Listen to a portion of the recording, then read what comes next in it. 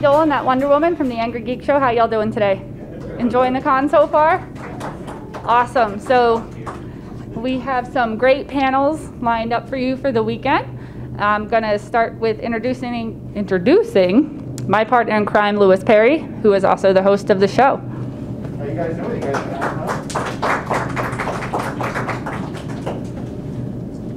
Wow, what a crowd. Look at you guys all here. Anyway, before we get started, no streaming, no photography, no nothing like that unless you're by the staff, okay? Unless you're part of the con. But are you guys ready for Leave It to Beaver? You guys all fans? Yeah. Really? Wow. All right, well, let's bring him in. The Beaver himself, Jerry Mathers. Let's bring him, yeah!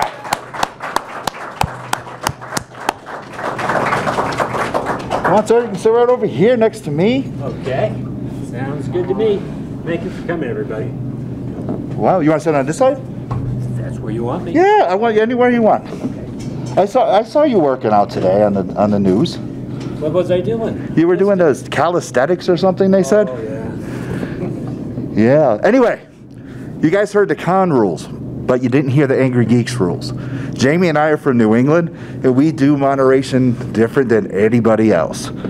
So we do come up with our own set of rules. It's probably a New England thing, but sir, those rules are by you. So, what questions are you tired of answering? None. What questions do you not want to answer? None. Is there any subjects that you don't want to talk about? Depends where your mind is. Oh, there you go. So, if anybody with a dirty mind, get out. No questions asked. So, how's the con treating you so far? Good. A lot of nice people, and it's it's just fun to come and see them. And I've walked around a couple times and saw all the stuff that's here. It's a great show. Yeah, you had a big line, a lot of people, huh? But it's fun. It's something that I really like to do. You don't, as an actor, and unless you're a stage actor, you never get to meet your fans. So this is a place where you can come and the people can come up and, a lot of people have a question about a certain show. They say, was the horse really lying down, or was this person really doing that? So it's just nice to be able to communicate with your fans and maybe answer a question that they thought they'd never get answered. Okay, I have a quick question before we get to the audience. I knew you'd have one. Yeah, I do. It goes. It'll be the one I can't answer. No, is it true that you like to sign baseballs? Yeah, I've signed anything just about. I've signed all sorts of things. What was the weird... All right, this is an Angrygeeks question, and one time I did put my foot in my mouth, literally. What was the weirdest thing that you ever had to sign? Probably dolls. Really? Well, but they're of me. Oh, okay, well, that's not weird. That's not weird. It's weird to look at yourself as a little doll about that big, and then try to get your name that small, and... My name is Jerry Mathers, so it's a big, long name on this little doll. I'm going. All right. And it was a girl doll. That was the other hard part. Oh, my God. So, I do have a quick question. Okay. I'm going to pull my mask up just a little bit like this. Do you collect anything, like coming to, especially as when you were younger, and coming to conventions, do you collect anything? No. Did you ever collect comics or anything like that? No. Oh, I was just wondering, like, with today's market and the collectors, I'm wondering if you, being the celebrity that you are, if you ever played the celebrity game, looking for like that Superman issue or something. You can go to your local comic shop. Do you know who I am? Give me that issue. Well, actually, I probably wouldn't have had time because basically, when I was a child, I worked 8 to 5, 9 to 6, wow, 5 days a week, 39 weeks a year, and then we'd go out and do PR. Take a few weeks off and come back and shoot another series. Wow. Another 39. It was 39 for 6 years, so there's about 234 episodes. Wow. And it's still, it's still valuable today. Well, it's the longest running sitcom in history because it started in 1957. It still plays every day. That's just, isn't it, guys? And it's, yeah, a round of applause. Thank you. Just a super round of applause. So, what are some of the things that you like to do? Oh, I'm a fisherman. Okay. I like to fish. I don't really have any real strong hobbies. I like cars, so I've always been a car enthusiast. But now that I'm a little older and I've had kids and things, I don't have the hot rods that I used to have. Well, all right. So hot rod. What was your favorite hot rod? Well, I had Porsches. Oh, geez, I'm thinking muscle cars like American. Well, these were muscle cars. Okay. They were muscle car Porsches. But I had a GTO, 64 GTO. The boss, okay. So yeah, I had some good cars. Oh, well, fishing, before we get to the audience, I do have to ask this. How big was the biggest fish that you ever caught? The biggest one I ever caught, big I don't know, the biggest fish I ever caught was 35 pounds. But that was in the ocean, in the Pacific Ocean, off a fishing boat. Okay. So I reeled it in, but it was a lot of work. I don't ever want to catch one of those again. What type of fish was it? For about 3 days. You know, I forget. It was a long time ago. I was probably 14 or 15. Holy moly! And somebody invited me out on on a boat, and we went out in the Pacific Ocean and just reeled it in. And I was going, I don't know if I want to do it. It was like, and then he'd run back, the fish would go running again, and I'd pull it back. But it was fun, and it was nice to do it, but I only did it once. Okay. Are you watching anything on TV today? No, I'm here today. No, I didn't mean today now. You said, are you watching anything in true. TV day? True. What are you watching on television when you're not here? Well, I hate to say this, but what I am is a news junkie. Ooh, okay. So I watch basically a lot of the news programs just to find out what's going on in California and the world. So I do watch some shows, but like if you should say, what series do you watch? There's series that I do watch, but I'm not a devoted fan to everyone that if I miss a week, if I miss the news, I'm worried. Okay. Okay. Do we have any audience? Oh, thought we got one from Thor. Stand on up, and what's your name? Watch it. He's got he got Stormbreaker with him. You got to be careful. Better have the right answer. Well, my question is that did you like any shows or TV shows or radio shows growing up while you were doing Leave It to Beaver? Well, yeah, I liked Dragnet. Ooh. There were a lot of shows. I mean, there were just so many good shows, and there still are. But probably my favorite was Dragnet. Dragnet? Yeah, and they shot on the same lot, so I'd go over there every once in a while and watch them film, and it was just a lot of fun.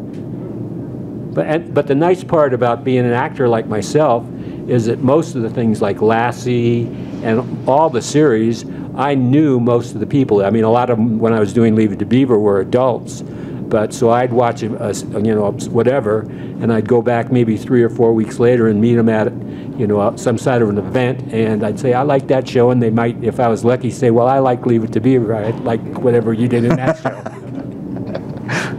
Superman. What's your name? Jake. Hey, Jake. Hey, what was Hugh Beaumont and Barbara Billingsley like to work with, and just as people, off camera? Hugh Beaumont was probably, I don't know if it's the most interesting, but he was, because what he really was a Methodist minister. And when he had graduated from the seminarial school, went downtown and worked with people that had alcohol addiction. So these people didn't have a lot of money to give to the church, and that's when he became an actor. And that's how he started. But he started as Michael Shane. I don't know how many of you ever seen it, but Michael Shane was like what they call a short that they show before movies in a movie theater. He's this really tough detective that takes people, and if he wants answers, he knocks you up against the wall like this. And it really wasn't the ideal acting job for a preacher. So I think when he got Leave It to Beaver, he was a much more happy. But I think it really showed through when the Beaver, but he very seldomly did this, did something wrong, he would always come in and say, well, you should have done it this way. But I could always kind of feel that, that preacher in him talking to me. And yes, what's your name? Hi, I'm Pam. Hi, Pam. I wanted to know if your parents, if they are the ones that started, your mother started you in this, and what they were like throughout the series, because I know that I read that the one who played your best friend, he had a probably overbearing mother a little bit. And That'd be Larry. Yeah, Larry. Yeah. So I didn't know what that was like, and also, what's your favorite episode, especially with Barbara? I mean, did you laugh? You can watch this one over and over again, and so forth. Let's see. Well, the first thing was that I don't have a favorite episode. That would be like saying, when you were in elementary and junior high, what was your favorite day or favorite week? I mean, each one was so different, and each one I met a different person. You know, there were people on the cast and crew, and so it was fun, but it wasn't like it was one day. It was just so great. And what was the first one again? You wanted to know? I want to know what your parents were like. Well, my dad was at the time I was doing Leave It to Beaver was he was on the LA City School Board, so he was a superintendent of schools. I think when I was doing some of Leave It to Beaver, he was a principal, and then he went on to become a superintendent. So he was dealing with a lot of kids all the time, the best and the worst of kids. And your mother? My mother was a housewife, but she wasn't much of a housewife because my grandmother lived with us, but she took me to the studio every day because you have to have someone there, you know, an adult watching you the whole time. Not watching you, but being your custodian, basically, to make sure that, and I went to school for 3 hours a day, but it was a private tutor. Tony had a private tutor, so it's a really good education. I'm a graduate of Berkeley. I have a degree in philosophy. Really? So if you were going to lay some philosophical stuff on our crowd, what would it be? Enjoy life. Oh, how about that? That's pretty. Look at that. All right, we had another question. Who was it? Do we have another one? No, okay, good. It's all me then. You have, Thor, yes. I'll ask another one. Were you sad when Leave It to Beaver was done?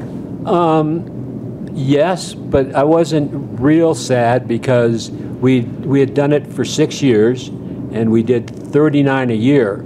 And then we'd take a few weeks off, and then we'd go around and do all sorts of PR and then start again.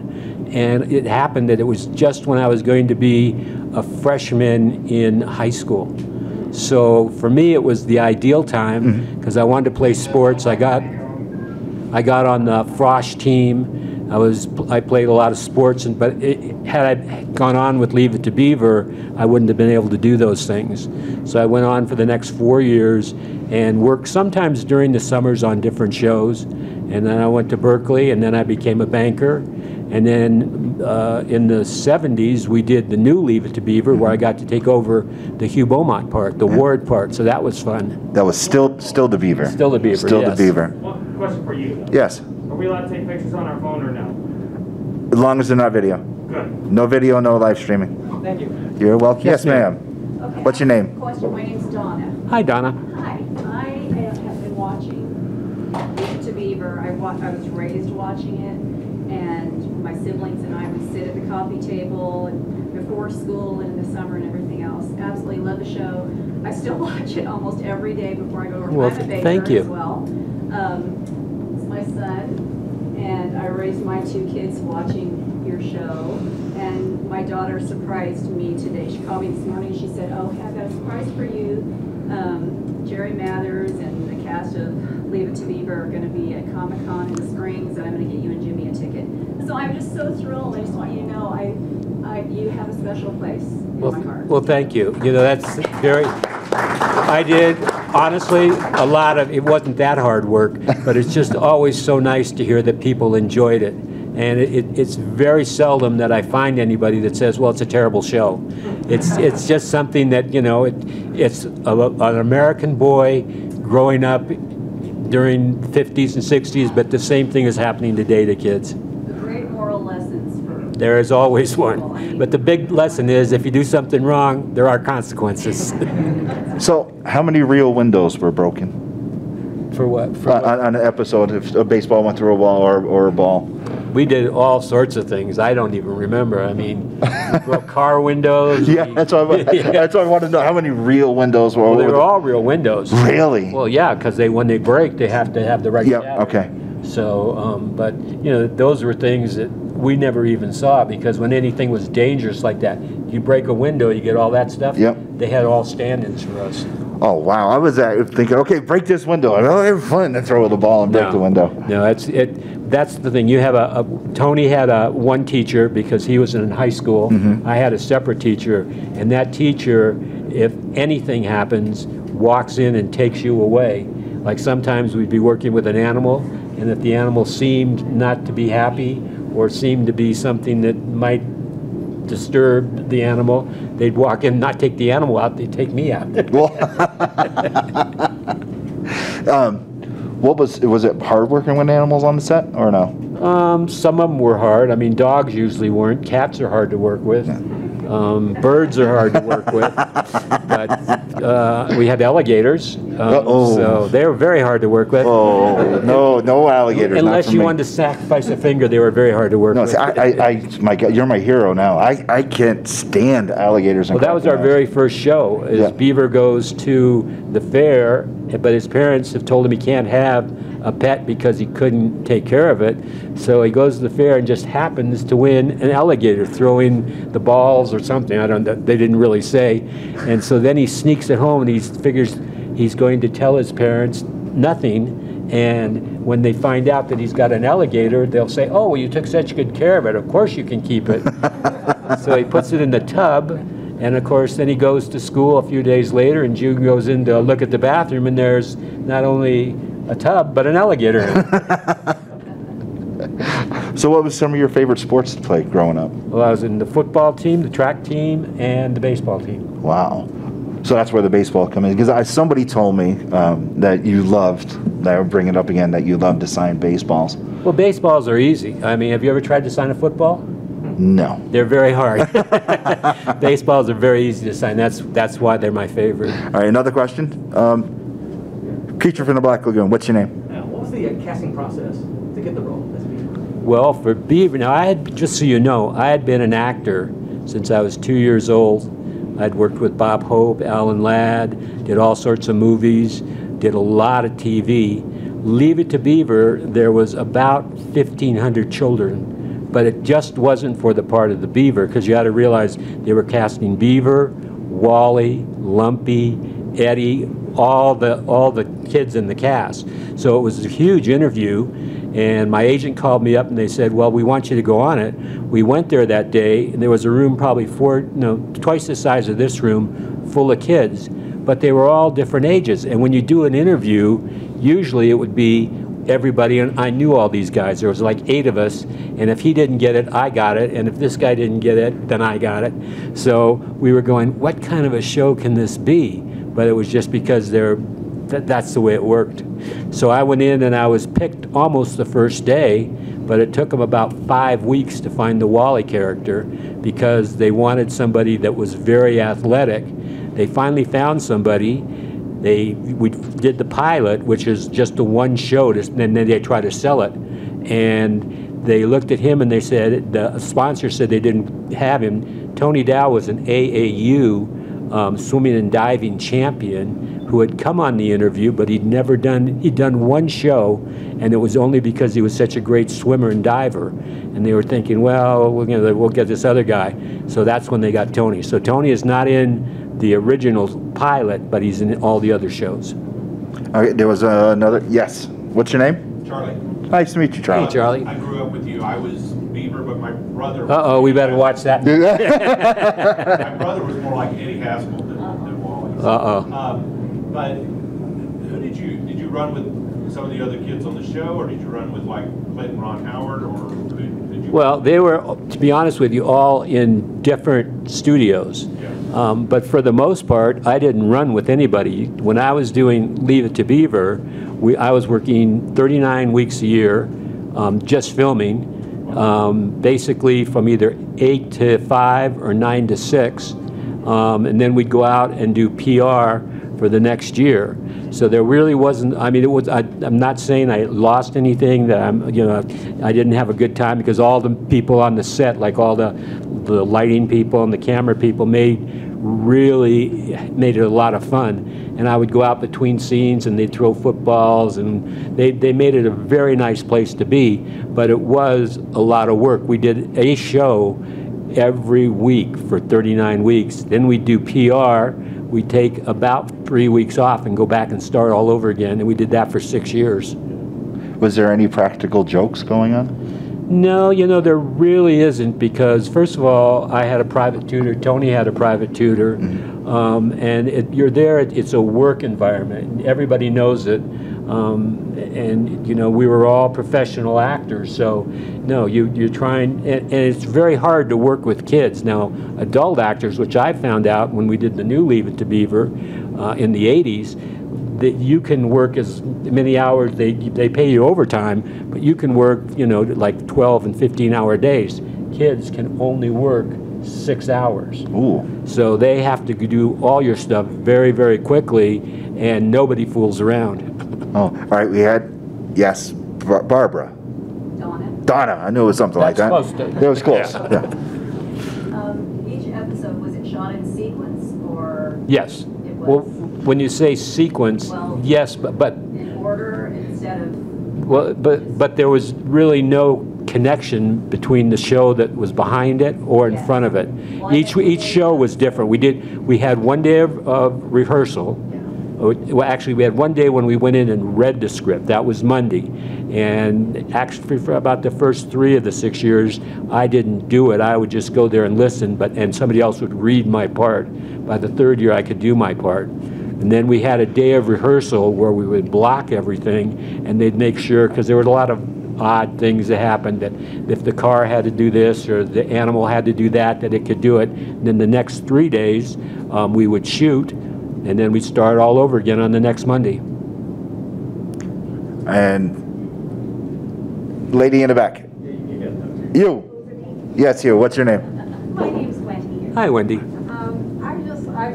with Donna. I just want to, I grew up with you and Tony Dow in my living room, and my brothers and I, that was our thing to do. My question is, as a young actor and as an adult actor, what did you find was the most challenging part of acting for you?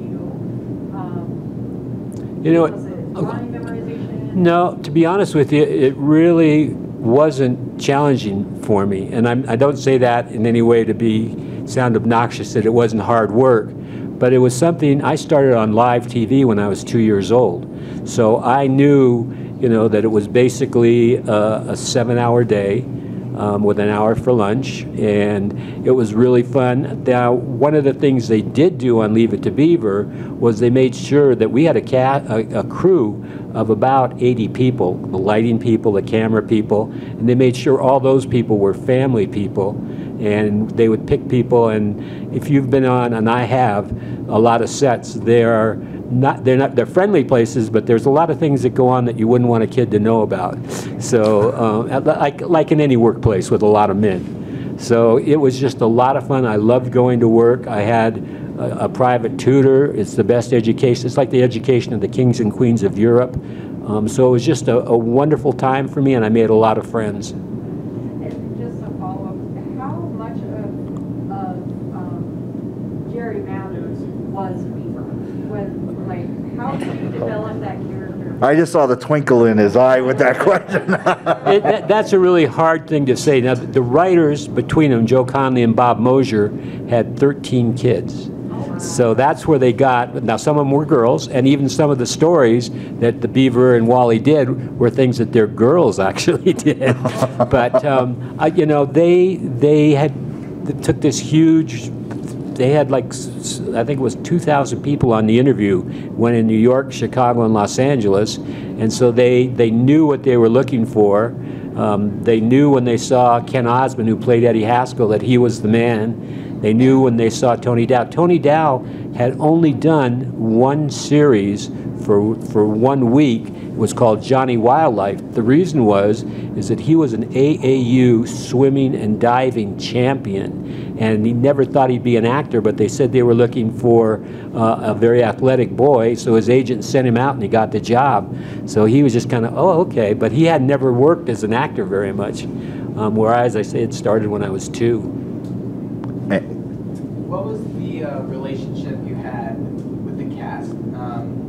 How was it basically having a second family on set versus your family off set? How many siblings did you have in real life? You know, not on your set. Well, I am the oldest. I have a sister and 3 brothers. 2 of my brothers are sheriffs, and one's a director of photography, and my sister is a mayor. So we did, you know, it's a family that is very involved in the community. Now, what was the other ones? What was your relationship like with the rest of the cast? You know, it was a very good relationship, but to be honest with you, when you're a child working on a show, you have to go to school. You have a private tutor, but for 3 hours a day. So they were very nice. I had a wonderful time with them, but if I wasn't working on the set, I was in school. And you could work basically from 8 to 5 or 9 to 6. So it was a very, you know, it's a business. It's not like you're there having a good time every day and just playing. Right. Lady right there. Yes, you. What's your name? Kathy. Kathy. Kathy. So you may not have a favorite episode, but my favorite is when, what was it called, the French roll or whatever, the hairdo? Yeah.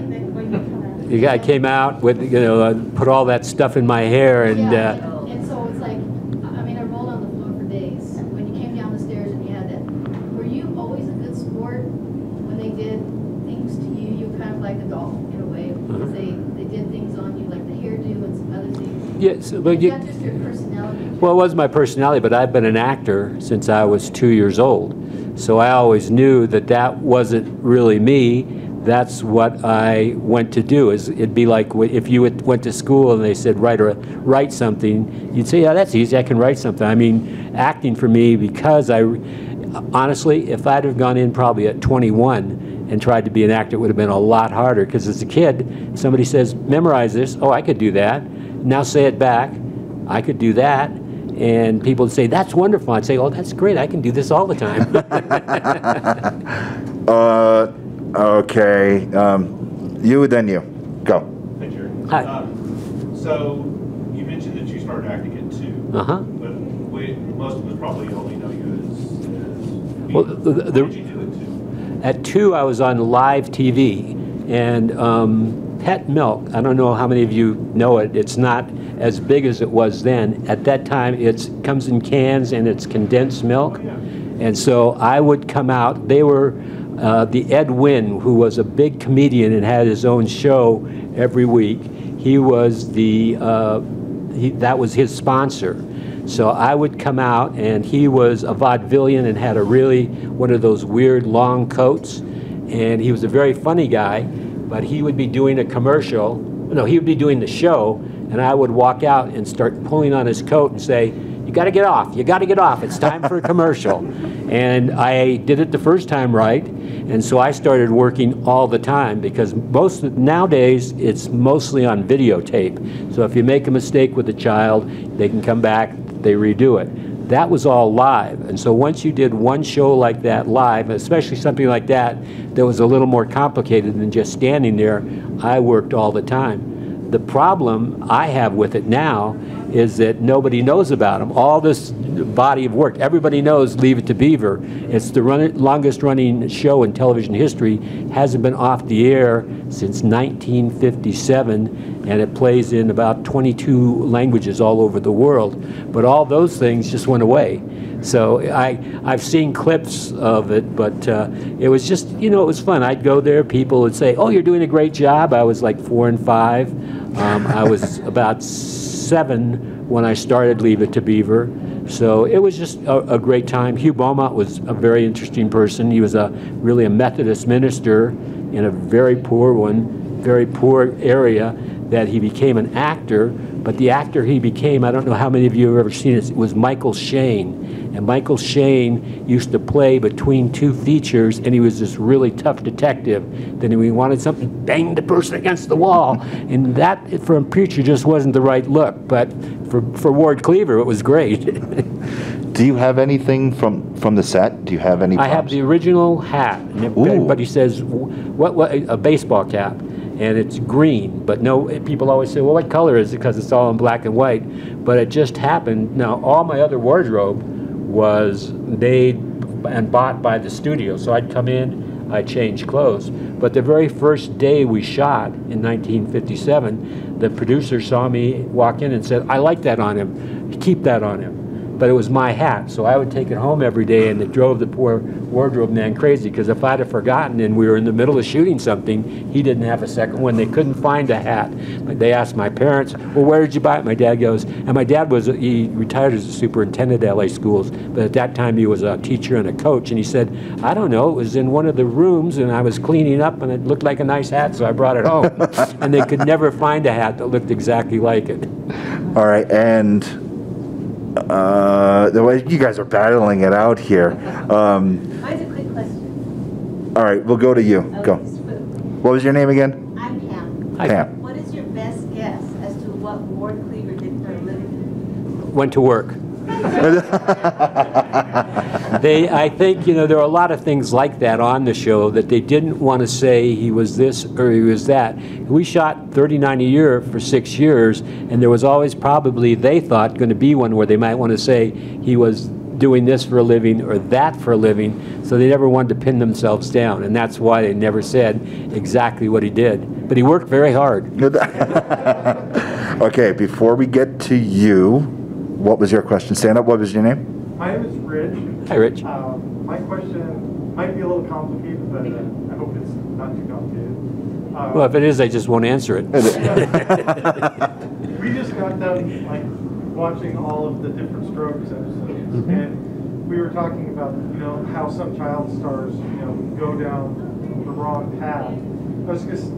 I know you probably don't know their experiences personally, but maybe through what you've heard about their lives, what they've gone through, what was really the main difference, do you think, between somebody being a child star and having a successful life, as opposed to being led down those wrong roads? Well, I know exactly what it is for me. I don't know, what it was for them. My dad was a educator, but when I was doing Leave It to Beaver, he was a principal and vice principal of LA City Schools. And so at the beginning of every year, the wood shop would make a paddle and at that time they paddle kids. I think they still do in California. But, Why are you looking at me? Do I deserve to get paddled? You might. And at the end of the year, my dad would bring home the paddle so they could make him a new paddle for the next year. So, I mean, it wasn't child abuse. It's nothing like I'm saying it was, but I mean, he was very, very strict. I went to the studio. I had been working as an actor since I was 2, so I knew kind of the ropes. I knew that you couldn't make noise when they said quiet. You had to come out. You had to know your lines. You didn't wisecrack around and that's why I worked so much. I mean, before I did Leave It to Beaver, I was on a lot of live TV. Now people say, what a surprise, I've never seen him. It was live TV. It went out and it was gone forever. But, I did movies with Bob Hope, Alfred Hitchcock. I was in Shirley MacLaine's first movie, and I'd already done 6. Wow. Okay. Barbara. I knew it was. I told you it was Barbara. You didn't tell me that. It's actually Dawn I was teasing. Oh no!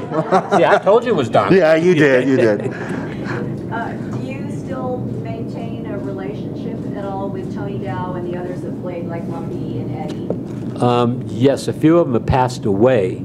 So Tony Dow, they were all very, very good friends of mine. The trouble is, it's not a little town of Hollywood that we all live in. We all live in Tony Dow lives down by the ocean. I don't. And so they're all my friends still, but it'd be like people that you went to high school with.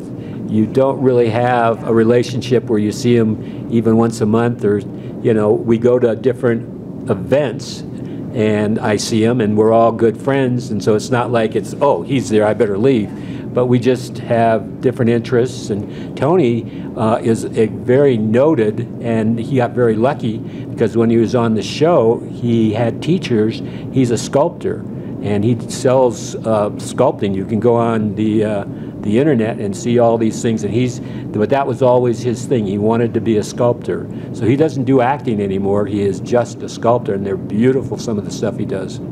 Did he ever sculpt like the cast? No. I mean, what he does, it's a little more abstract than that. He does. He doesn't do like I can't think of a sculpting thing that I know of, but like the, I don't know, he does sculpting. So he does people, he does all sorts of, and he lives up in, I don't know if any of you know, that it's a place called Topanga Canyon, which is up in the mountains in California, and he overlooks the ocean.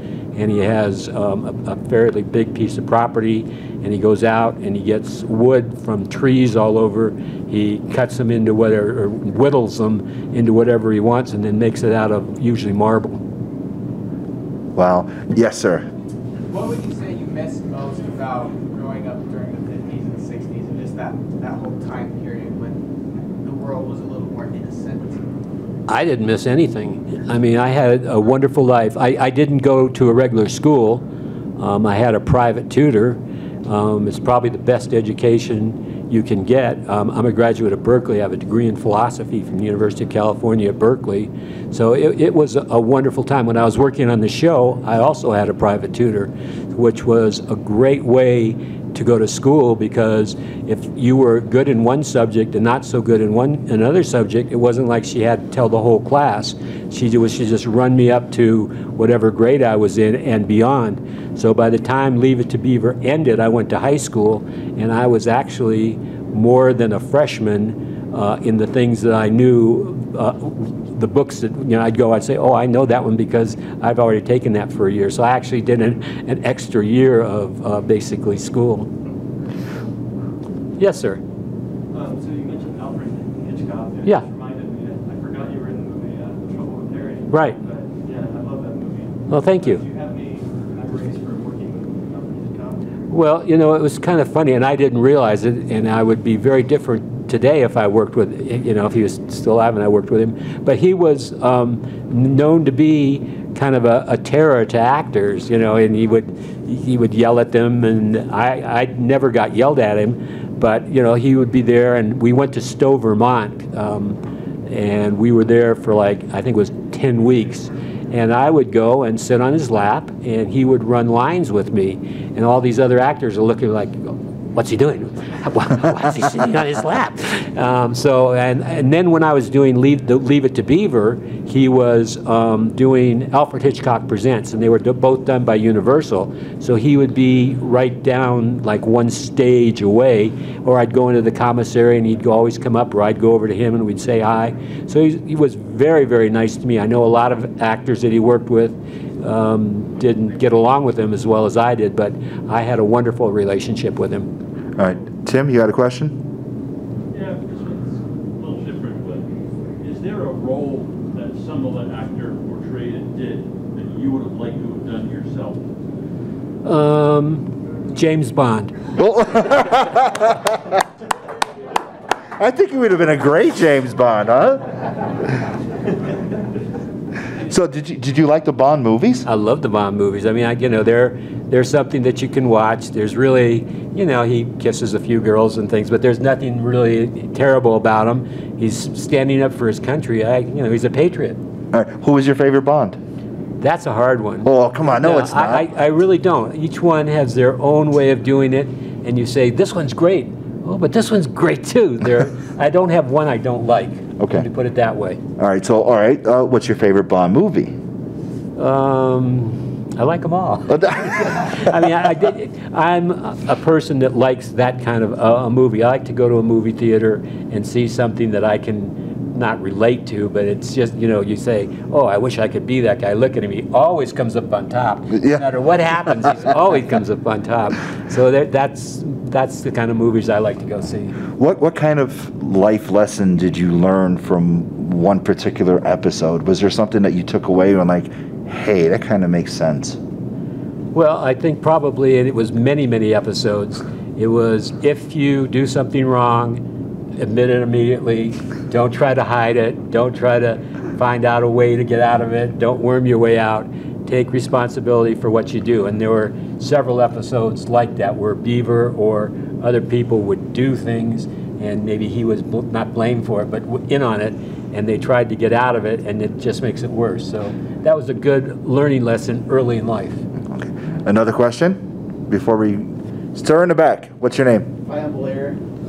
Yeah, I was just curious, why do you believe that so many different generations connect with the show? Because I remember a specific episode where you got your head caught in the gate. Yep. I remember I was sick that It was day. only because my ears are so big. Yeah. I remember going and telling my mom and dad they did the exact episode, and it was just pretty cool. I'm curious what your thoughts are. I think Leave It to Beaver was a real show. I've done a lot of other shows, and there are writers going in and just writing jokes. The two writers, Joe Conley and Bob Mosier of Leave It to Beaver, had 14 kids between them. All the episodes of Leave It to Beaver were things that really happened to kids. Now, they were a lot of times really expanded, but they weren't just, if you watch a lot of shows, just jokes and things like that. Those are all things that really happen, and things that really happen people can really relate to because they may have happened to them. Another question? Yes, sir. You said the writers took from their kids. Did they take anything from you or Tony's life? They did. You know, if they heard us saying, you know, something funny that, or we mispronounced a word, or, you know, they were very, very good at that. That's what they were looking for. They were looking for Tony and I to be real kids. And of course, Eddie Haskell is very definitely a real kid. Barbara.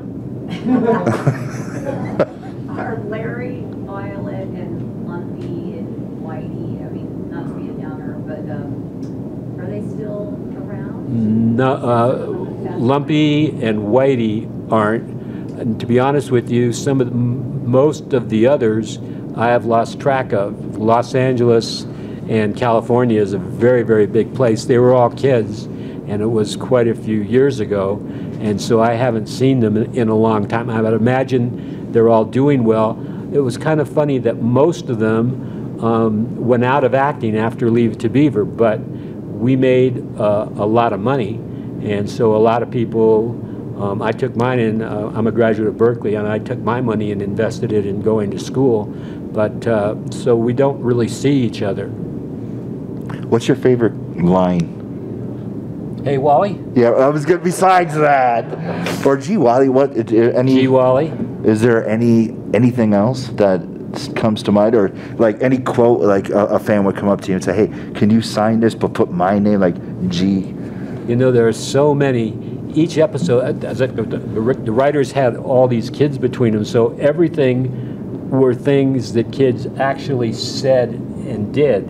And that's why it was so easy for me to do the part, because it really wasn't acting. I had other parts in a lot of different movies that were very hard for me, because some of them were written for adults, and they'd say, okay, read that. And you try to take it home, and as a child, you don't have the same inflection. But all the things on Leave It to Beaver were just very easy. All right, look, anyone else besides this gentleman, I can't remember his name, have a question, because we're getting very close to the end. Lady right there. Yeah, the lady right there. Do you like to read? Yes. You're a reader? Well, yes. Okay. I'm an avid reader. Do you have a book that you would recommend? Probably not that you would like. I like adventure books. I like to read a lot of history books. And when I'm not, to be honest with you, I'm very avid. It's not like I read every night, but I do a lot of traveling. And so a lot of times when I'm traveling on airplanes or sitting around and waiting to do things, I will read. I like a lot of the James Bond paperbacks. I've read those. I read the Bible, but not very often, not as often as I should. But I like reading, and reading is something that, you know, you're totally in a different world when you start reading. All right, one last question from the audience. You pick the person. Oh, let's ask that person over there with that right there at the very end, third row. Third row, stand up. What's your name? Who are you? Stand up. Come on. That's my wife.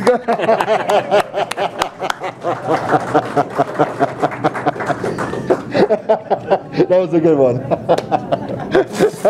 Oh, I see she doesn't Oh, no, she doesn't have a question now. Don't you have a question? The last question of the panel. Go ahead.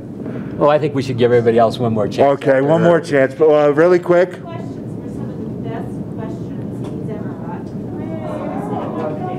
Well, thank you, Colorado Springs. And she is an expert on it because she always tells me, why did you answer that one that way? Okay, so really quick, random, I'll let you pick the person. No, you pick. Why me? You're the star, you. Pick Superman. All right, Superman, go ahead. All right, thank you. Okay. If you could bring something back from the 50s or 60s, what's something that you really wish was still around from that time? That's a very hard question to answer because in the 50s and 60s I was a child. So it wasn't like things weren't very good for me. I started working on television when I was 2, and I started Leave It to Beaver when I was 6. So, I mean, I had pretty much a charmed life. I had a private tutor for all the years. I went to high school, I played football, I played all sorts of sports. I mean, and I still have, a lovely wife that's back over there. And so I have a charmed life, and there's just been so many things that I have to be grateful for that it's very, very hard to say, how can I repay the world for all the wonderful things that have happened to me? Guys, I got bad news. We got to end. But I want you all to go to his table, say hi, get an autograph. Yep. Have a picture. Yep. We can do all that. And a big round of applause and thank you, please.